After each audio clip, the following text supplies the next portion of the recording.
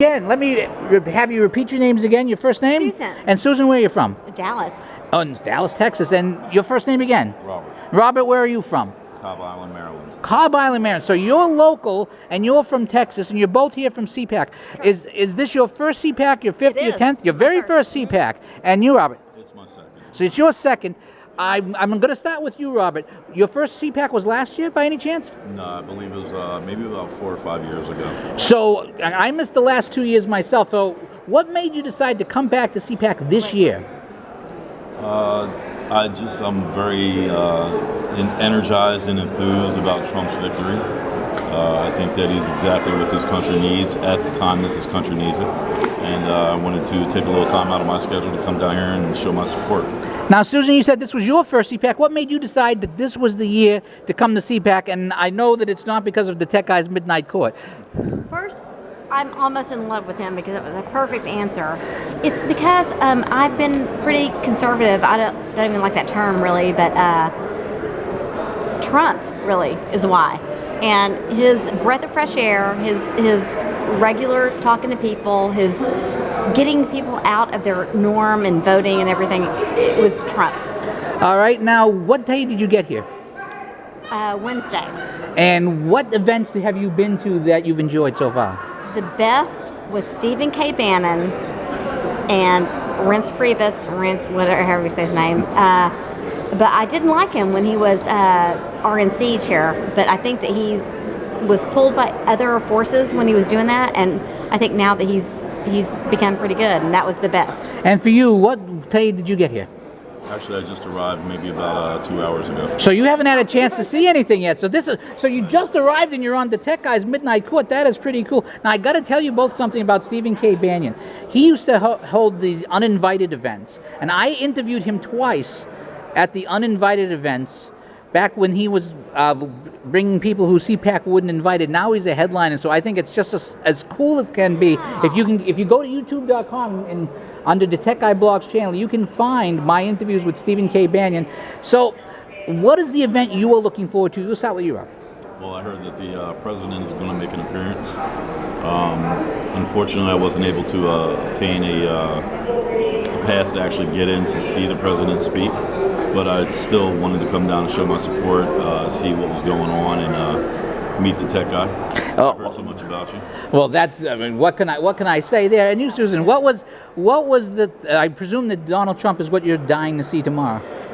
Not so much. I mean, I really probably will, but really, it's to show support for the whole cause. That's really what got me this year. That's why I finally came. My sister's coming in tomorrow, and she knows that a lot of it will be over by the time she gets here, but we just want to show support. All right, now I've got to ask you both the 4 questions that we've asked everyone on the Tech Guy's Midnight Court during the primaries. I was a Ted Cruz guy during the primaries. Who was the person you supported? From Texas, so I was Ted Cruz until I heard the first speech by Donald J. Trump, and then I became a Trump supporter. So Trump won you over right at the start? Only because I love Ted Cruz so much, but when Ted Cruz supported TPP, I didn't like that, and I didn't like a lot of other things that he did that kind of came out after Donald Trump got in, and I ended up supporting Donald Trump from the get-go. Okay, so what did you see that some of us did not? About Trump. He spoke to the freaking people, the people who make the world go round, the hard workers all over America. He just cut through all the BS and just spoke directly. Now for you, who did you support during the primaries? I was an absolute Ted Cruz supporter. Now I have run into more fellow Ted Cruz supporters here than anywhere else. Did you end up voting for Trump, and if so, when did you decide to pull the lever for him? Well, I am still technically a resident of Pennsylvania. I just recently moved to Maryland. But I took the day off of work, drove to Philadelphia, which is where I'm from, voted, flipped the state red, and then drove back home the exact same day. Now, so this is a conservative warrior who would go on that drive to do that. When did you decide that you were going to vote for Trump?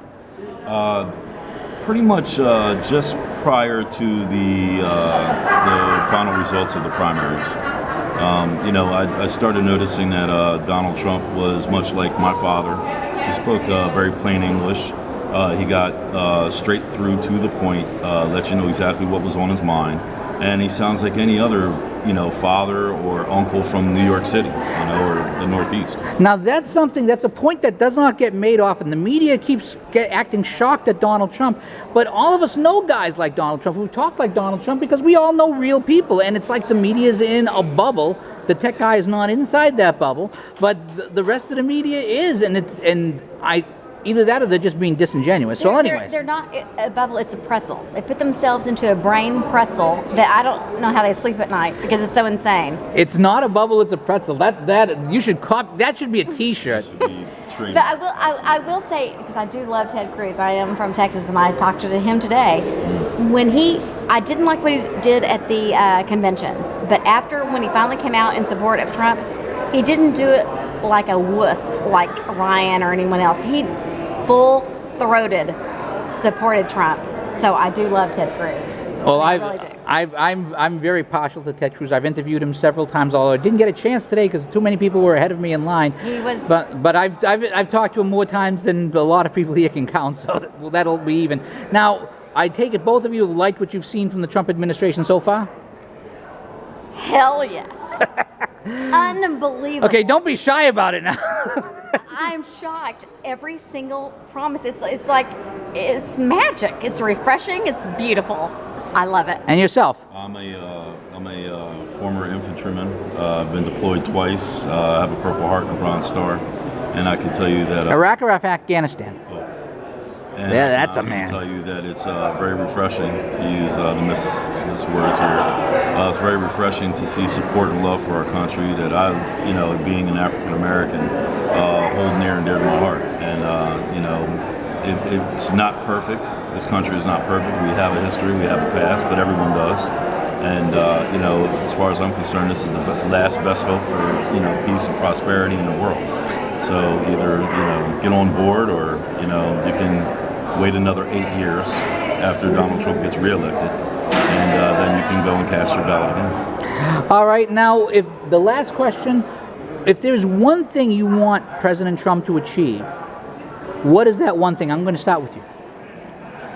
I would like to see national right to carry. I think that a person's right to carry carry a firearm in defense of themselves, their personal property, their family, and even strangers is an inherent right that's located in the Second Amendment. And I think that if my driver's license works in Wyoming, then why should it not work in Philadelphia or Annapolis or anywhere else? So I think that the administration, once they get their ducks in a row and once they get settled, they've only been in for less than a month. I would like to see that come up on the agenda, and I would like to see support from both the Senate and the House, and have the president sign it into law. All right, and Robert, I got to say, you're the first person whose answer was a Second Amendment answer to that question. What's the one thing you want to see? At first, what he said was so perfect, I can't even stand it. But the other things are term limits for Congress. That, to me, is so crucial, and the freaking wall. But that's after what he said, which was so perfect. In fact, me coming here, I tried to look into how I could mail my firearm here so I could have it on me. Mm-hmm. It's impossible. It couldn't happen. And I have the right to carry myself in Texas, and it was thwarted when I tried to travel across state lines. So, well, I want to thank you both for being on the Tech Guys Midnight Court. Thank you for your time, and I'm going to let you get some sleep so you can do the rest of CPAC. It was lovely. All right. Thank you. All right, and that is going to do